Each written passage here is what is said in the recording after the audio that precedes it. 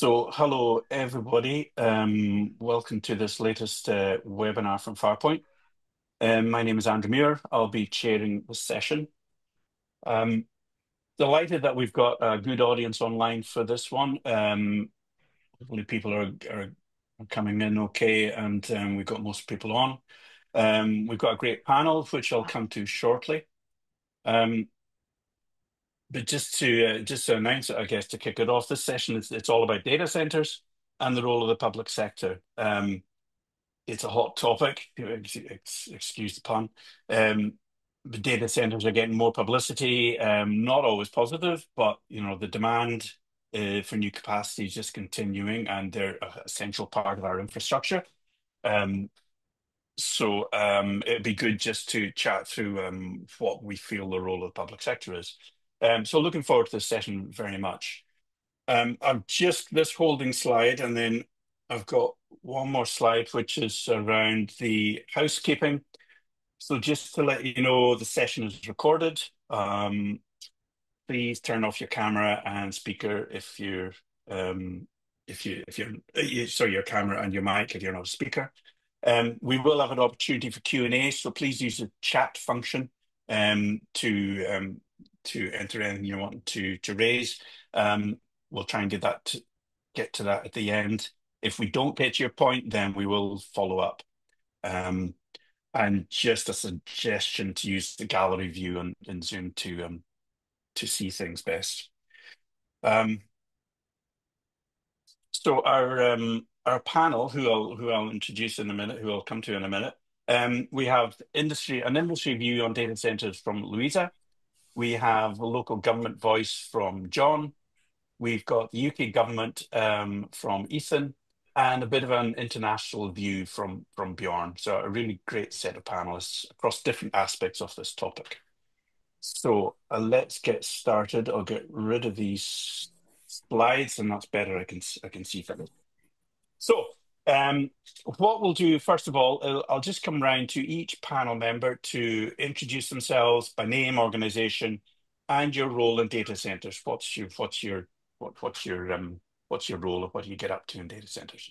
So maybe I come to John first.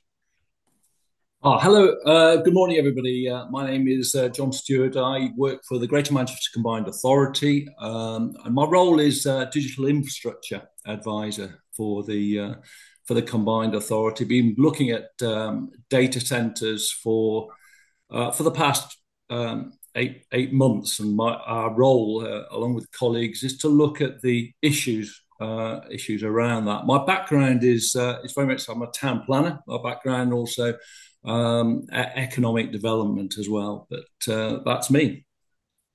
Thanks, John. Louisa. Yeah, hello everyone. So my name is Louisa Cardani. I head the data center program at Tech UK. For those unaware, Tech UK is the trade association for tech, and that varies all the way from telecoms, health tech, and including data centers, which is the program that I lead. We host the Data Center Council for the industry. And my background is I used to be a civil servant before this. Okay, thanks, Louisa. Ethan? Thanks, and good morning, and thank you for having me. My name is Ethan Thornton. I'm the Deputy Director for Data Infrastructure here in the Department for Science, Innovation and Technology. And well, what does that mean? I mean, that means that I'm the Senior Civil Servant responsible for our data center policy and strategy. Now, central government has lots of interested parties, those who work on energy, on planning, and various other things. So my team's role is very specifically to try and get governments, central governments, data center policy all pointing in the same direction, trying to make sure that we have a kind of coherent and realistic policy that can kind of be implemented across the UK where necessary, and around data centers, both their growth and then also importantly their security and resilience. That's me. Yeah, thanks, Ethan. And finally, Bjorn. Good morning, everybody, and thanks for inviting me to this exciting webinar. So my name is Björn Rønning. I'm the General Manager of the Norwegian Trade Association Norwegian Data Center Industry. We are a trade association that organizes not only the data centers, but the whole ecosystem, or the whole supply chain, or value chain, or what would you call it, for the industry. We were shaped 3 years ago with basically two goals as the main direction. One goal was to represent the industry towards the government and the regulators. And the other one was really how can we promote Norway as a data center destination and promote our members and our industry to show that this is a prosperous business, that we have all opportunities to benefit from. My background, I'm an engineer. I'm basically have worked with fiber optic infrastructure in my past life, but I finally drifted into the data centers some 5 or 6 years ago. So I'm quite familiar with all aspects of digital infrastructure. Norwegian data center industry is also a brother or sister association of ICT Norway, which basically is the counterpart to Tech UK. That means it organizes all the ICT businesses in Norway, both from the public sector, but also mostly from the private sector. We are not very large in numbers. We are about 70 members, but we are represented across the whole value chain, from local municipalities that are developing plots and properties to attract data centers to their local community, because they eye this opportunity to benefit and develop a new kind of industry, a modern industry. Okay. Well, that kind of leads on to my first kind of question, which I was wanting to pose. So I think we all know and recognize that we need data centers, essential part of the internet infrastructure and so on. But the question is, should public bodies be trying to attract them to their own area? And if so, why? What are the benefits to the local region, and how do we articulate that, I guess? So we'll just come round to everybody and just get their views on that and see what we think. Maybe if I could come to you first, John, if you don't mind, because I know that you're very active in this area and involved in it. So what's behind it? Yeah. So first of all, Greater Manchester Combined Authority is 10 local authorities. So the Combined Authority's role really is to kind of work with all 10 local authorities on in that case around digital infrastructure. So data centres are a particular strategic issue, I think, for the city region. They're very historically important because Greater Manchester has got a transatlantic connection and has built a quite significant digital sector over the last 30 years, and data centers have been an integral part of that.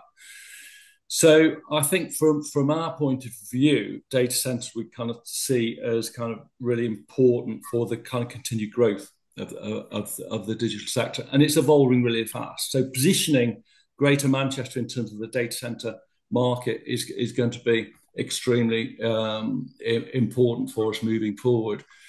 But it is a fast-moving area, and all data centers are not the same. And I think that that is a key issue that we're kind of juggling with here, because we're trying to ask that the same question, really. And what is the ideal position? What's the ideal mix of data centers in order to facilitate growth? So we're asking that question too.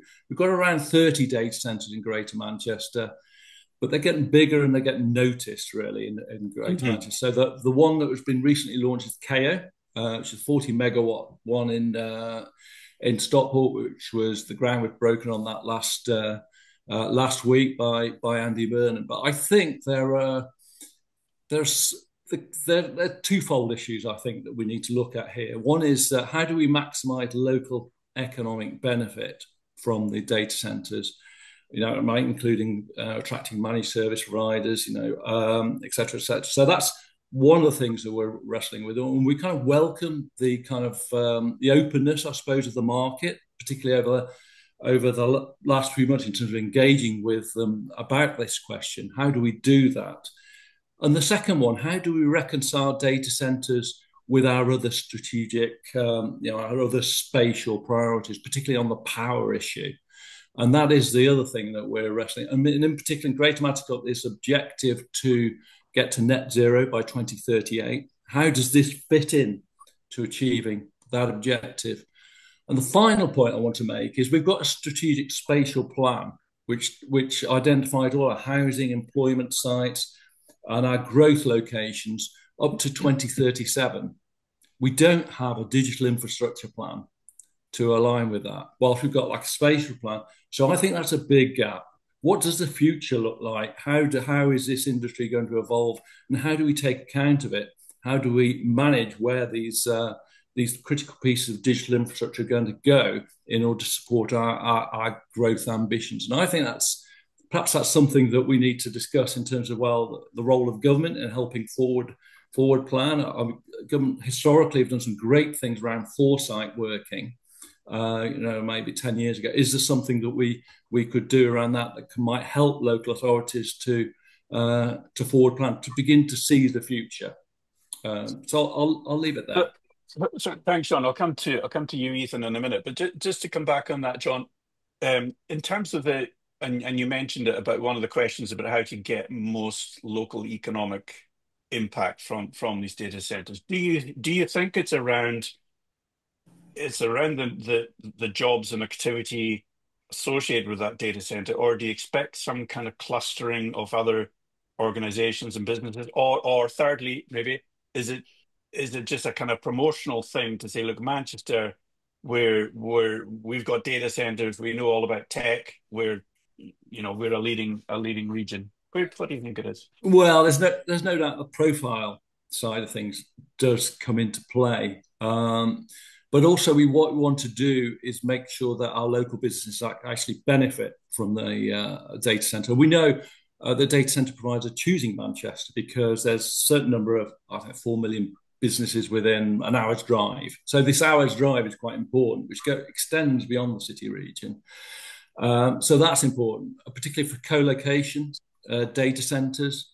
Those businesses are actually come to those data centers because they've got servers within them. So there's obviously a local benefit there. I think as you get to the bigger data centers, then I think the social, the local economic benefits change. And I think it's then when you really need to be looking at the social value opportunities and the skills investment opportunities and the kind of wider benefits. Because in actual fact, those kind of hyperscale data centers are much more global in their outlook, and they're not being that concerned about the kind of locality where those data centers are located. So I think there needs to be a conversation with the providers of the hyperscalers around how those benefits can be delivered. And strategic and government comes into the conversation as well, I think, because of the scale of them. Thanks, John. Ethan, can I come to you just to get your response about the government? Government needs to be involved in this. I mean, I think the answer to that is absolutely yes. So your first question, should the public sector welcome data centers? I think the answer is yes, and it should. Now, does that mean that every local authority in the UK should have a large data center? No, it does not. And so there is a balance to be struck here between what is effectively a national benefit, but potentially a local cost. And that is the way in which we see it at the moment is how can the government helpfully support the introduction of more data centers in the UK, but not put them all in the same place. So the costs are associated with one area, and importantly, make sure that they are built kind of for the future. And it is critically important that we as the UK have data centers here to power the entire digital economy. But it's also important that they are physically in the UK. And not everything that happens associated with data needs to be in the UK. For example, it doesn't matter to me whether social media firms like Meta, like TikTok, store their data, abroad and rather than in the UK. I don't think that makes a difference to the lives of individuals in the UK using those services. But there are areas where there is a clear benefit to having data and data centers in the UK. Take, for example, in Slough. The existence of Slough has supported the financial industry sector in London. Without the data centers that exist in Slough, the financial industry would not exist in the same way as it does in London. Well, likewise, as we look to the future, when we're thinking about how does AI work, then there may be different types of AI that we need in the UK, or just the existence of AI ecosystems. If we want to train models that can support the NHS, then we will need people working on AI who are supported by the appropriate infrastructure to develop those models and solve the problems that we know exist here in the UK. And so I think, when it comes down to it, the question here is not whether or not we should be supporting every single data center to exist in the UK in every local authority. I don't think that's true. What we should be saying is there should be areas in the UK where we have data centers And what we should be doing as a community, us in central government, local authorities, regional governments, and the companies themselves working to how do we maximize the benefits of those data centers to the local area so that one individual local area does not feel that they are powering a different city's digital economy. That is not really kind of an equitable setup. Whether that's kind of heat reuse to power to heat homes and hospitals, whether that's kind of local regeneration schemes, whether, as John said, it's around tech investment and skills investment, there has to be a better balance here that we can get to, whereby we promote data centers in the UK. Local authorities are willing to have them and want them in the local area because there is a benefit locally and a national benefit overall. And that's kind of my opening gambit. Good. Okay. Thanks, Ethan. Yeah, it's interesting that kind of recognizing the cost and looking to spread the cost so that there's not an overburden in certain areas.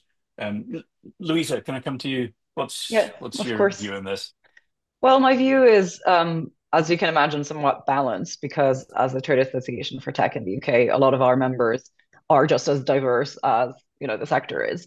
So we do have hyperscalers in membership, colocation, edge, you name it.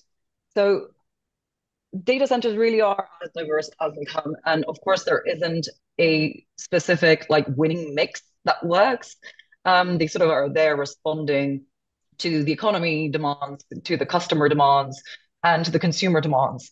So, often it's a bit of a chicken and egg story. People ask, oh, where should we put the power so the data centers will go there? Or, you know, should data centers come to our area? And it's more exactly what John said about having a bit of a strategic approach to your local area and as well nationally about, where does it make sense from a planning and from an infrastructure perspective to boost presence of certain types of digital infrastructure versus others. There are synergies that you can take advantage of course, for example, large hyperscalers that do large language models, they don't need that ping latency necessarily. So does it make more sense to have them somewhere where you have an abundance of cheap renewable power versus perhaps where power is more constrained? If you want to take advantage of the Internet of Things and the applications of the AI, you will need edge data centers to bring that closer to you. So it's about recognizing that different parts of the digital economy require different mixes of data centers. And to be honest, I am seeing more and more a lot of our members look at that, ESG angle when they are looking at the planning. There's a lot more a recognition of that social contract that you really need to start coming to terms with. We want to have a digital economy. It does come with some challenges and it does come with some costs. Now, quite rightly so, the cost should not be borne by everyone. But in a certain way, it's about having that honest conversation about what you can bring as a business as part of your planning application. And then it is for the local authority to make the best judgment for their area, for their constituents. And in a way, and I know that this is a very divisive statement, but data centers are a bit like a utility. No one really likes a power plant near their home, but they are happy that they're able to use the power.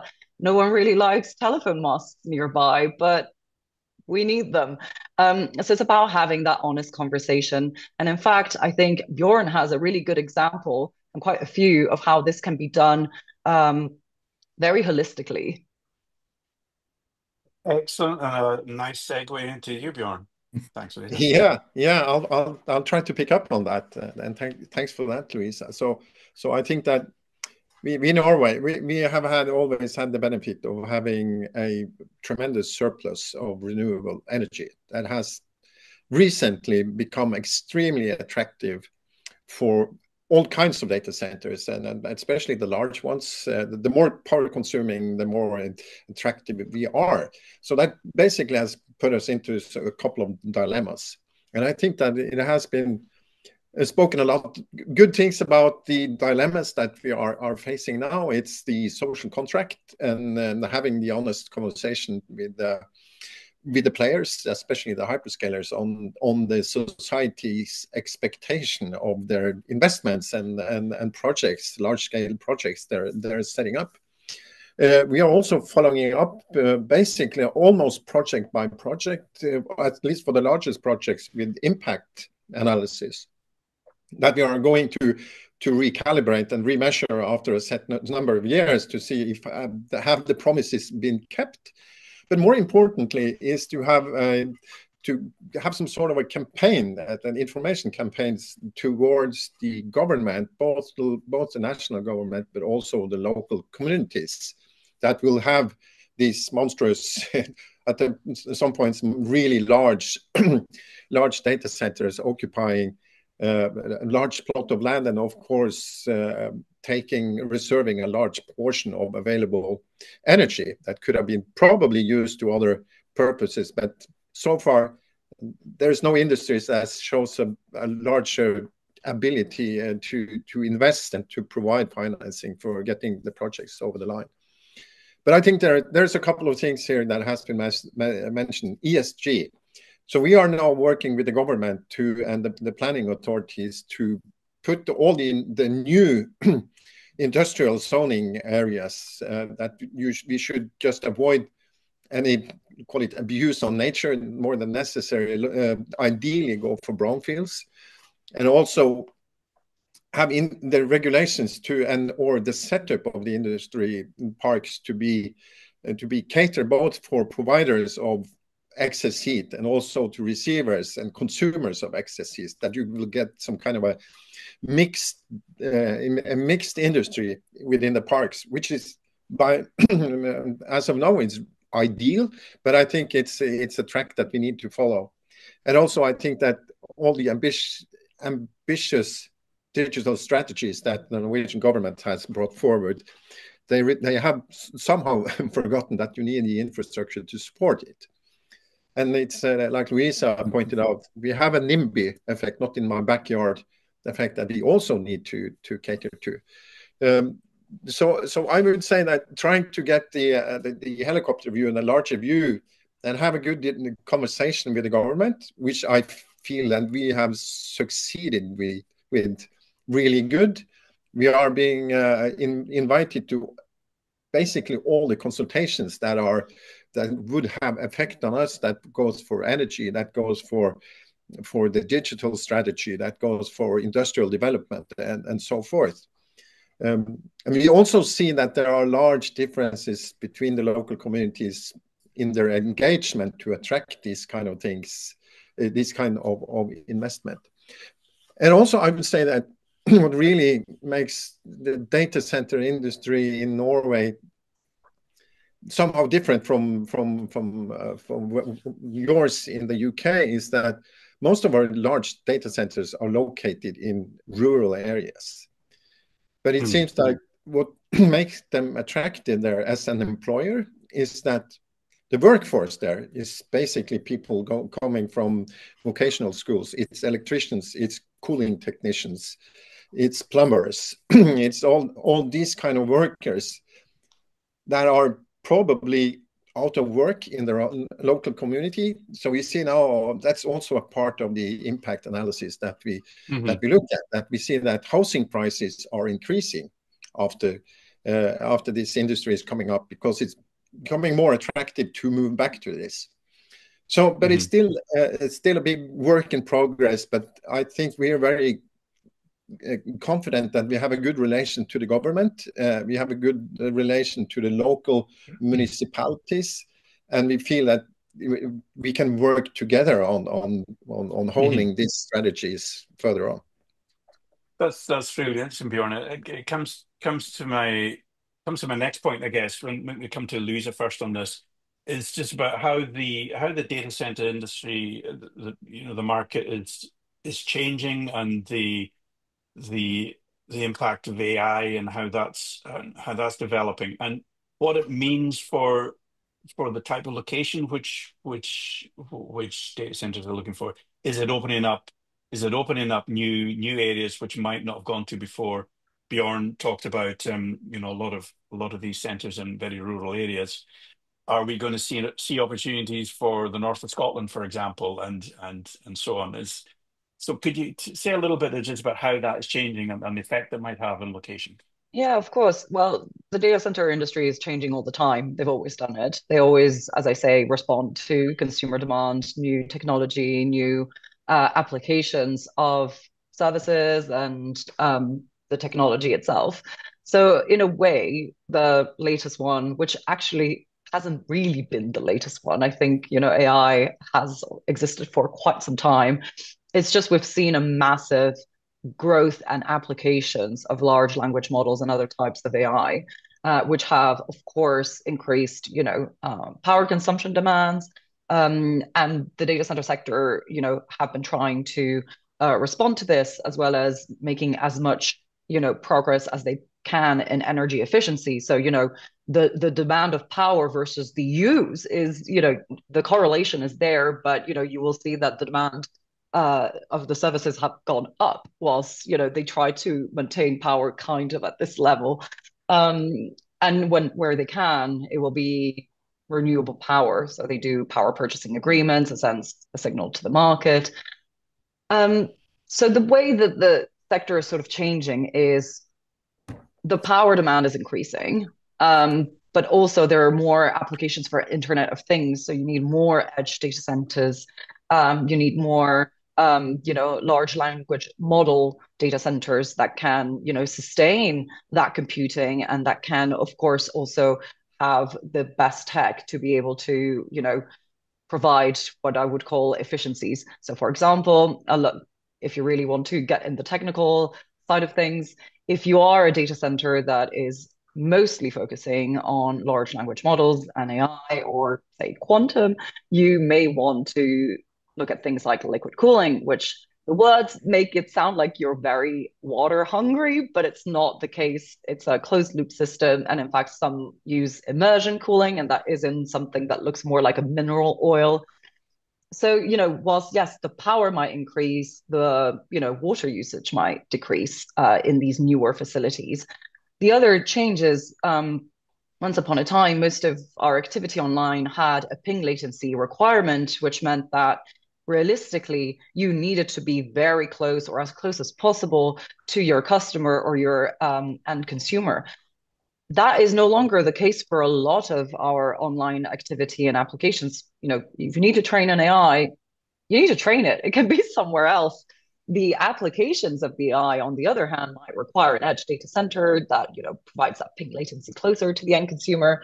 So this is a bit how the market is changing. But at the end of the day, it still remains very diverse. You will still have some data centers that will need to be very close to their customers and consumers. Some might need to be on-prem. I'm thinking that, very, sensitive data that you need to keep very close by, and compute in a secure location within your own building. I'm thinking mostly, government, your intelligence agencies.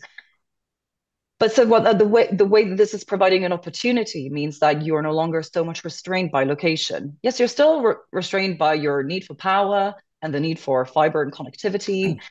But at the end of the day, some of this activity can happen elsewhere, in new places. So you will see that given the price of energy and the difficulties that the national grid is currently facing, a lot of our members and data centers more broadly are looking at locations where some of their activities might be further from the end consumer and the customers. So they'll go, for example, to the north of Scotland because you do have a lot of renewable power. They might look to just be slightly further out from a city centre in a industrial park, rather than creating their own closer to the city centre, something that back in the day happened with, say, Slough and the Docklands. So this is a bit how the market is changing. At the end of the day, this is how the market is changing now. Who knows what will happen in 5 years down the line? That's Hmm. the beauty of the sector. An example I always give is when I started this job, someone mentioned data centers in space and everyone laughed. It's already happened. It's only been 2 years. So who Hmm. knows? Hmm. Yeah, absolutely. Ethan, can I come to you just around what you're seeing around and how this affects your policy about location of supporting location of data centers and the idea about spreading the cost and so on. What's your view on that? Yeah, it's a really interesting question. Location, internally in government at the moment, we're spending a lot of time trying to understand location. And what I mean by location is both um, where are data centers, where could we most profitably put data centers? You know, if we were to do something, if the government were to be kind of the kind of controlling and we'll put data centers wherever we wanted to, which is not the way the market works. But you know, hypothetically, if we had all power that we could, where would we put them, and where could they optimally go? And then kind of how does that evolve over the future, and kind of what are the incentives that we can do to kind of create that environment? I mean, there's two things we worry about. One is growth. One is, can the sector continue to grow if it looks and traditionally operates the way that it has, i.e., traditionally in the southeast of England, in areas where there is constrained power supply? And I think the answer to that is no. The sector is already adjusting, as Louisa said, and the role for government is to work out how to most effectively incentivize or support that change.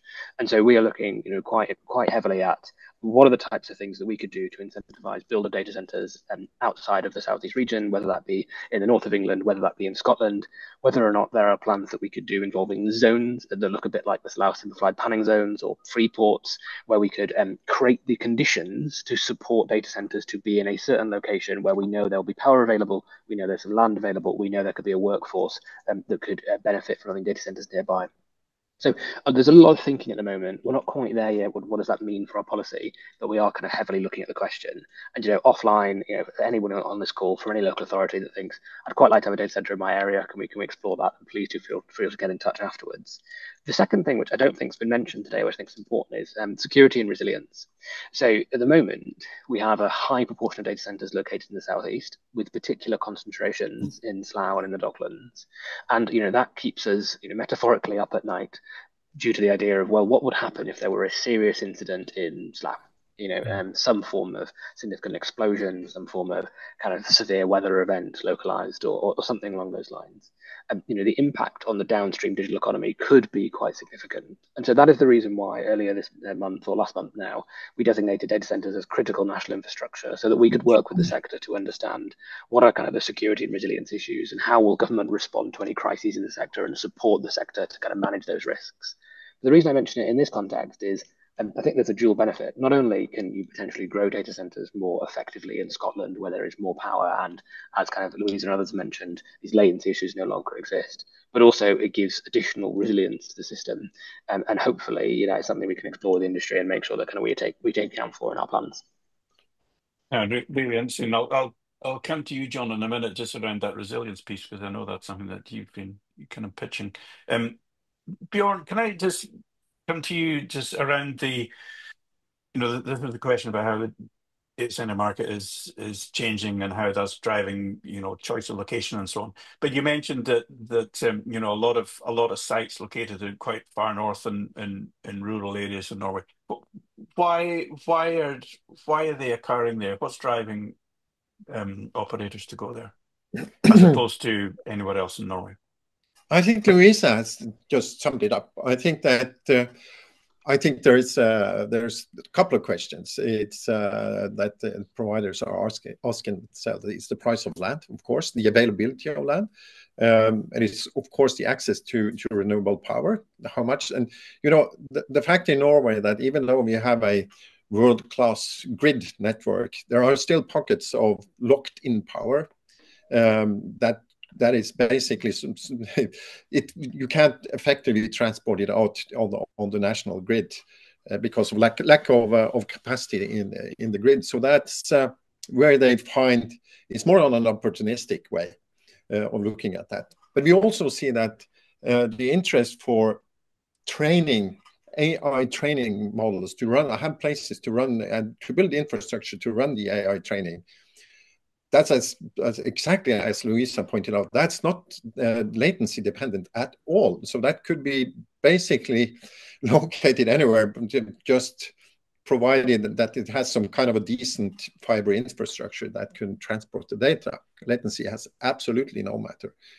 The other thing, of course, is workforce and access to workforce, both having industries available that are used to handle large-scale infrastructure build projects, That's of course important, but also to have a team, to build a team that can operate that, both from the operator's perspective, but also from the client in the data centers. And, well, in the case of a hyperscaler, they cover all those roles. So I think that there's many reasons, and I think that also the local communities that welcome these data centers, they see this as a great opportunity to drive the growth and to become a member of to take part in what we call the modern industry, where we see that we are basically, I can take an example from Green Mountain data centers. They basically recruit people from the oil and gas industry to operate, to the daily operation of the data center. Because if you really look at the data center infrastructure, it's a process plant. It's basically a factory, a process factory, where you run different processes than like an aluminum smelter or whatever. But in the basics are the same. But also, I would say to Ethan that last year we made an analysis.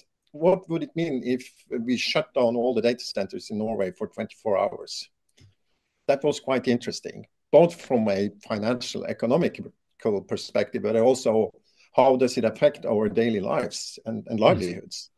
That's quite interesting. I'm happy to share it with you if that's of interest for you. Let me guess, nothing was working. Absolutely. Nothing, even not even the ATMs. You couldn't even pull out cash. So yeah, unless you have something stuck under your mattress. Yeah. John, just to pick up on Ethan's point about the security and resilience and over reliance on the southeast, is that something that you're looking at to promote Manchester?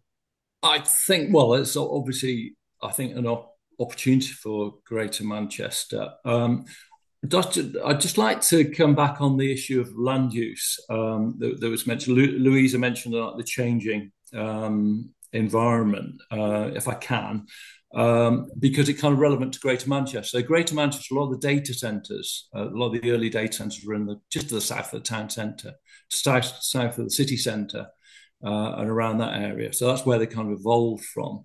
But as they've got bigger, they've extended outside, and so the KO data center is in Stockport, was built on a nice little brownfield site, close to power, on an old concrete factory, with relatively low level of access. So it's kind of perfect for that, but lower value land. And as we're looking at where our Inwood Investment Agency get inquiries, it's now in the north of Greater Manchester, where land values are cheaper, and they're former industrial sites with available power as well. So there's a big shift there.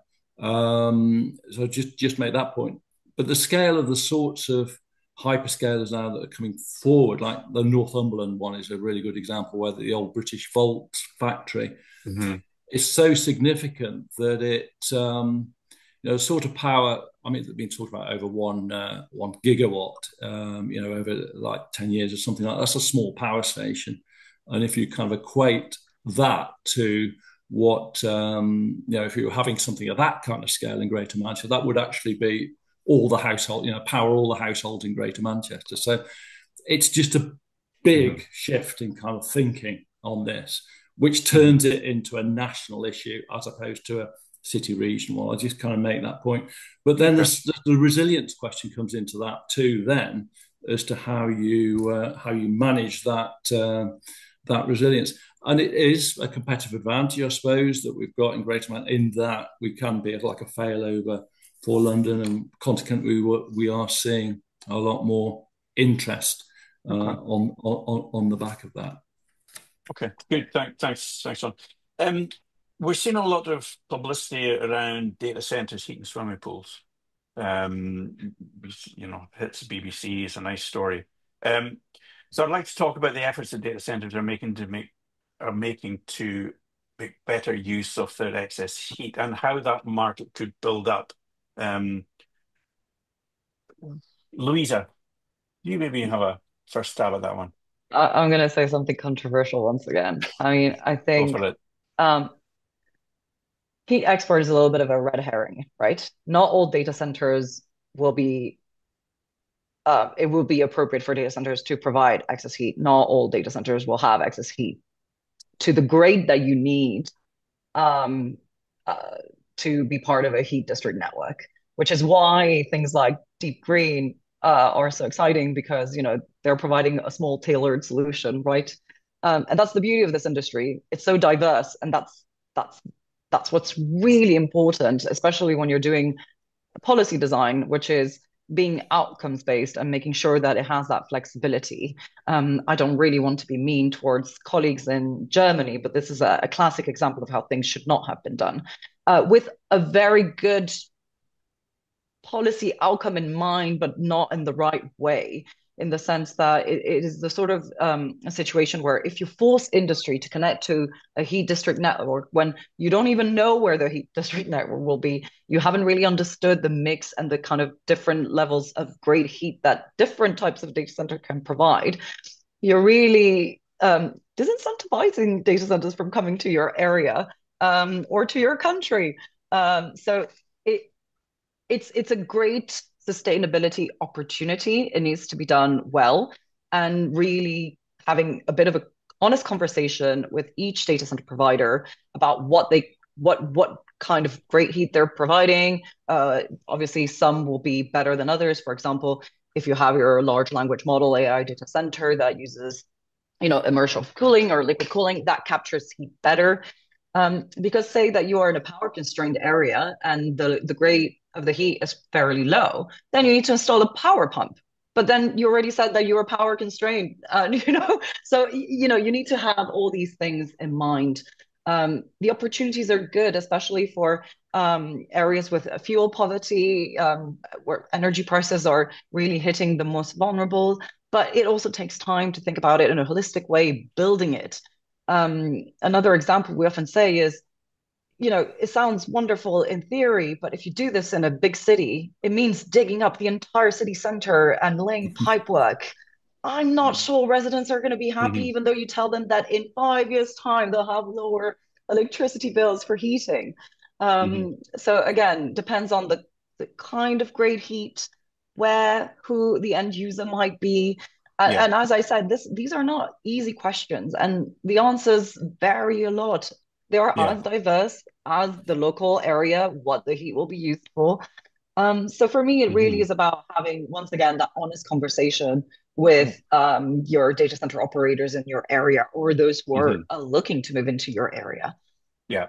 So that's good, Louisa. Yeah. Once you open the hood in this is quite a complex balance of things. Um, Ethan, UK government view on this and encouragement and so on. Yeah, so I mean, it's one where you can clearly see where a benefit would accrue, and I think Louise is completely right that there are a whole host of very technical constraints, but then also kind of realistic constraints on whether or not you can do a huge amount here. But that doesn't mean we shouldn't try. I think it's really important that we try. And that Hmm. is from across the spectrum of data centers. So, you have companies who specialize in very small data centers, i.e. kind of on-premises data centers that can be then used for immediate heat reuse in heating a swimming pool is the kind of common example for a local Hmm. council, for example. We should Hmm. absolutely be, for a central government perspective, making sure people understand that that can happen, and also encouraging the conversation that kind of Louise has mentioned. With the big data centers, I think, to be honest, I personally think we should be trying harder to make sure that those kind of downstream benefits are felt. It should be the case that any large data center built in the UK should have the capability to do heat offtake built into its design. Now, whether or not you can end up having the end use, I think we should be talking about whether or not that is a default that then can be then built around. I agree it's probably not the case that you want to be, tearing down a kind of city industrial area in order to kind of build a heat district network.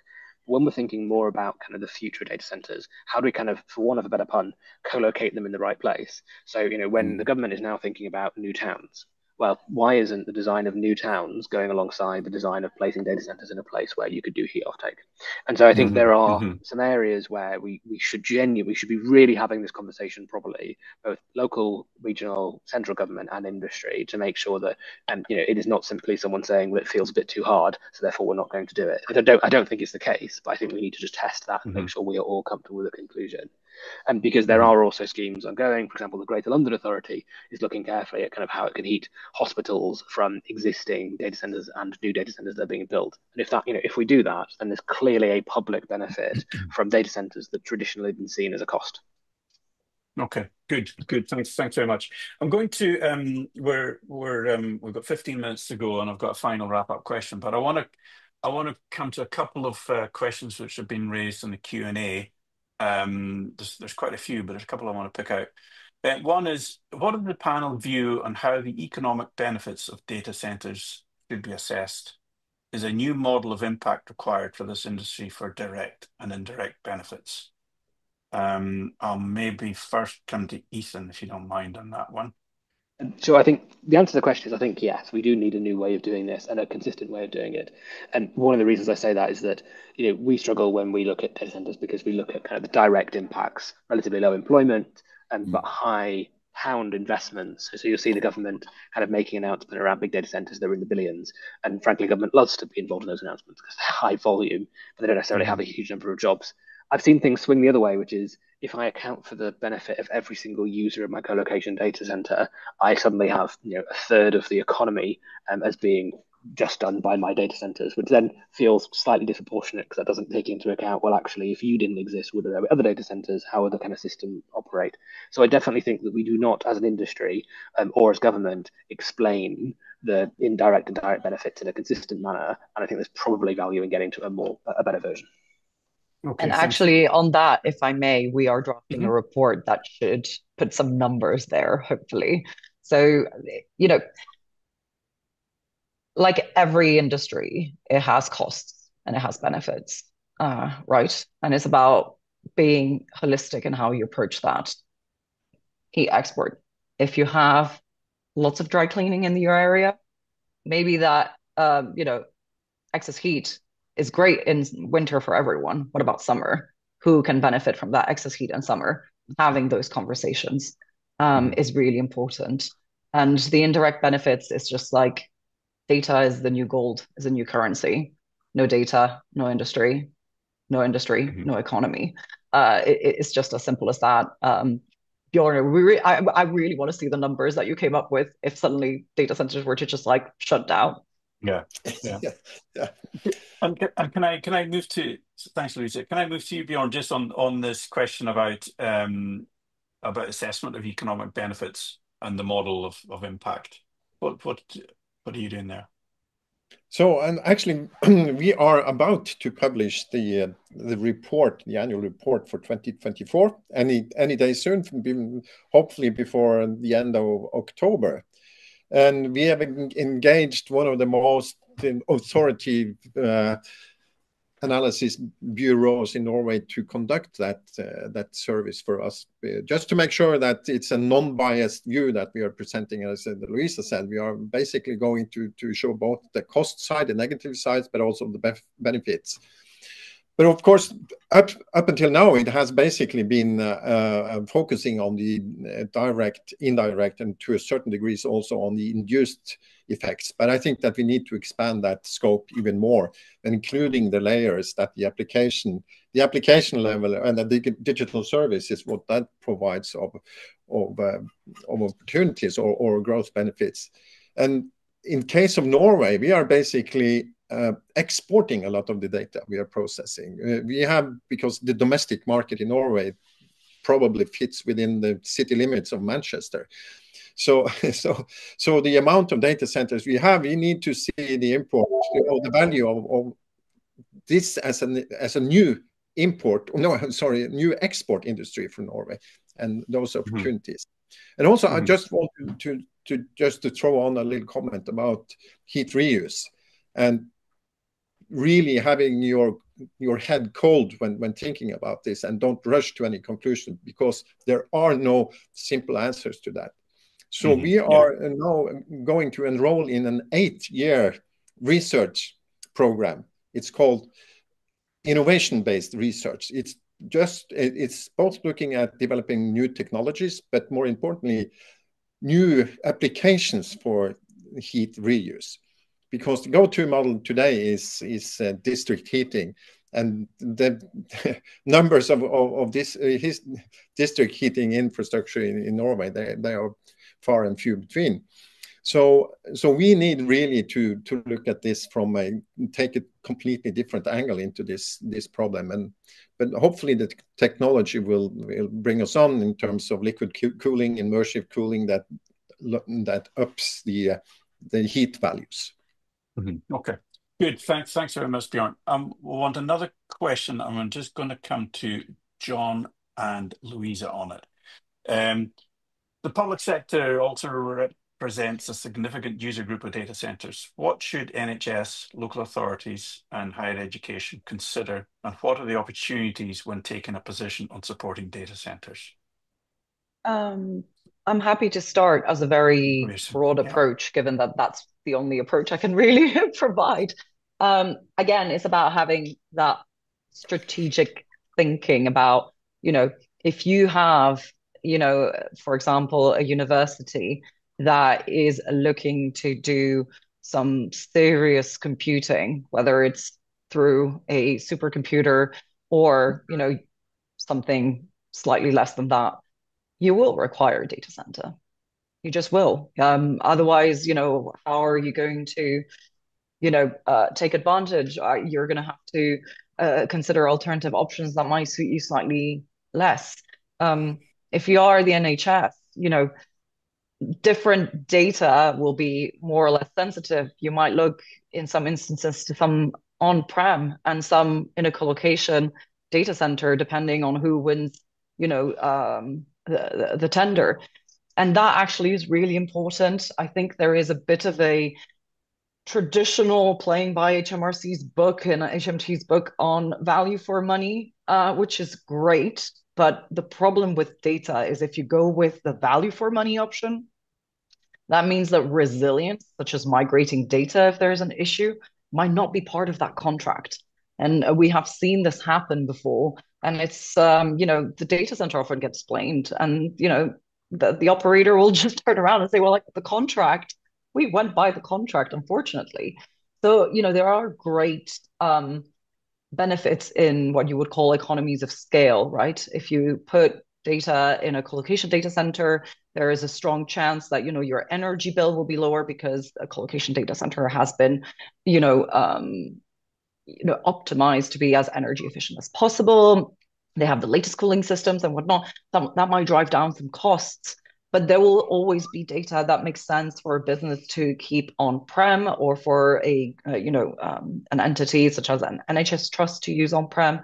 So sadly, my answer is it's as varied as the data and the type of data center.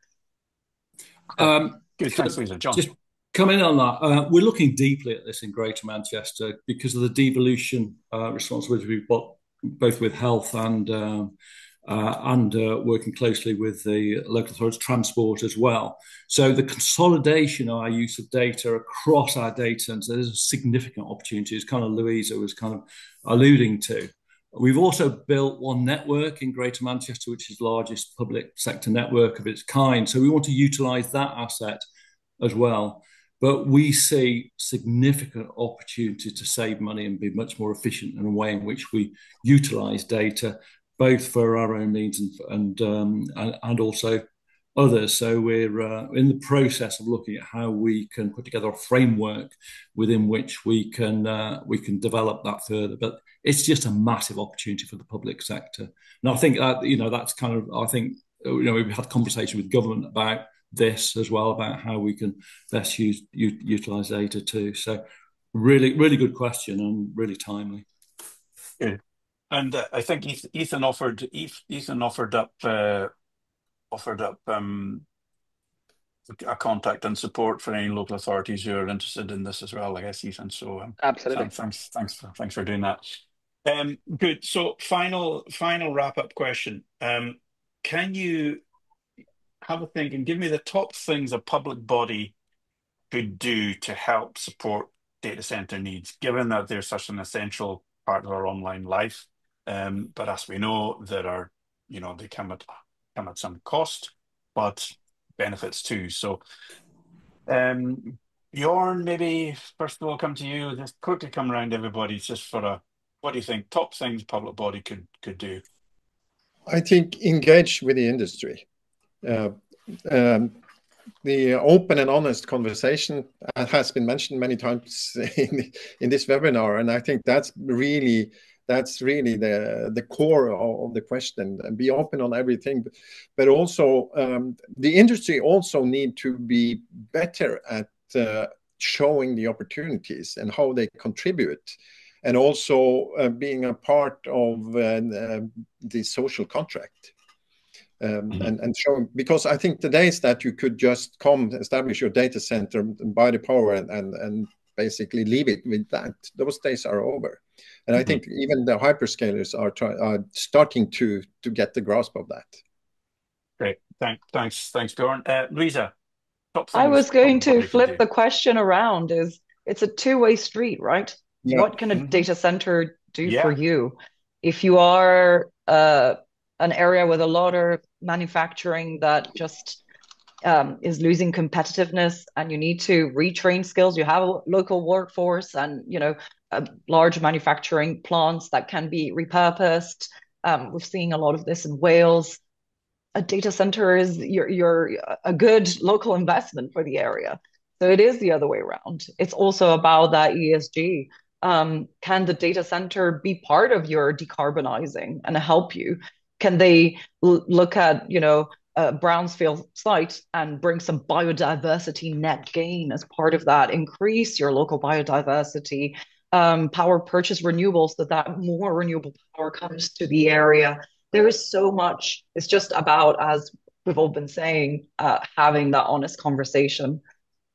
And do you think, I mean, this is maybe unfair, I don't know, but do you think that compared to the past, there is a bit more of a balance between the local authority, public body, and the demands of the data center? Do you think the public body's maybe got a bit more clout now because of this social contract and so on?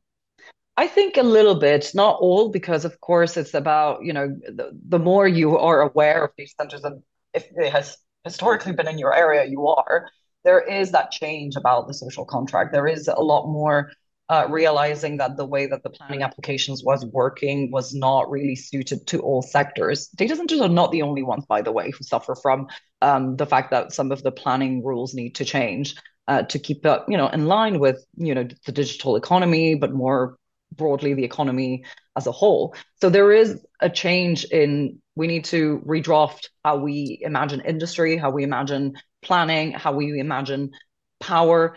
And so in a way, I think, yes, it has changed. It's just not all public bodies and local authorities have necessarily realized that they can ask certain questions, and more importantly, what questions they should ask.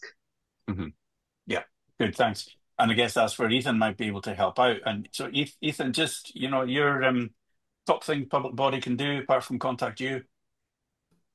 And I mean, kind of all the people on this call, right? If you're in Manchester or in the Greater Manchester region, talk to John. If you want to know more about the industry, talk to Louisa. If you want to know more about what government thinks, come talk to me and team, and do feel free to reach out. The one piece of advice I'd give is just be open. Do not start your conversations with any of this process with "I hate data centers, they're really bad," which I know that no one on this call will be doing. But just be open to the idea, and then go and have a nice conversation, listen, take evidence, and go forward. And just what we are trying to do is make sure people don't start with the negatives and start with the neutral, and then make your own decisions in the local area for how it matters for you.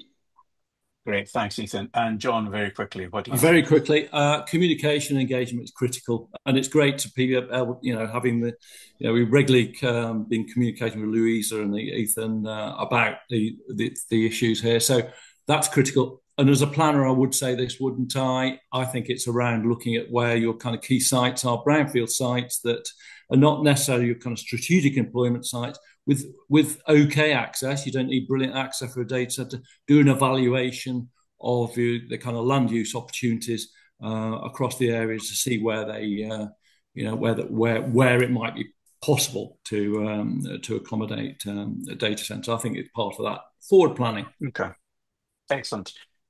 Great stuff, everybody. Thank you so much to the panel for your time and insights on this. Everybody online, I hope you all found it useful and thought-provoking. And do reach out to the panelists if you'd like to find out more. Any other questions which we haven't managed to deal with, we'll come back to you on that. All of this provided by a data center somewhere, so thanks very much to everybody. That's it. Enjoy the rest of the day. Thank you. Thanks, Andrew. Thank you. Have a good day. Thank you very much. Thank you, everyone.